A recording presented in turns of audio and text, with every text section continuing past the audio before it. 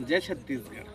आप मला बताओ अब्बड़ खुशी हुआ था कि हमर छत्तीसगढ़ के जाने माने स्टार और साथ ही साथ हमर जिला गरियाबंद के दमदार अभिनेता के रूप में अपन परचम लहराने वाला भाई अमलेश नागेश भाई अपन किरदार अपन हंसी ठिठोली भैरा का करना जाने कितना प्रकार से वो आप मतलब हंसाए गुदगुदाए की कोशिश करते और हम सब हंसतन।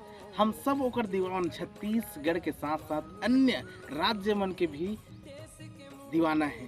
तो आप मतलब यही बताना चाहता हूँ, आज आप मन से रूबरू होना चाहता हूँ ये बात लेके कि अवैया 8 दिसंबर के छत्तीसगढ़ की स्टार अमलेश नागेश भाई के दमदार फिल्म गुइया आवत है, जेला खुद लिखे जेकर कहानी अमलेश नागेश लिखे आवे। वो फिल्म आते हर सिनेमा घर में, जिमें नशा नाश के जड़े ये थीम लेके वो है ये फिल्म बनाए हवे। एक्शन से भरपूर माया और ना जाने कितना उमें अपन कहानी ला जोड़ के बनाए हवे। तो मैं चाहता हूँ आप सब जन 8 दिसंबर के सिनेमा जगत में एक नया आयाम लिखने वाला है भाई अमलेश नागेश, ओकर फिल्म है गुइया।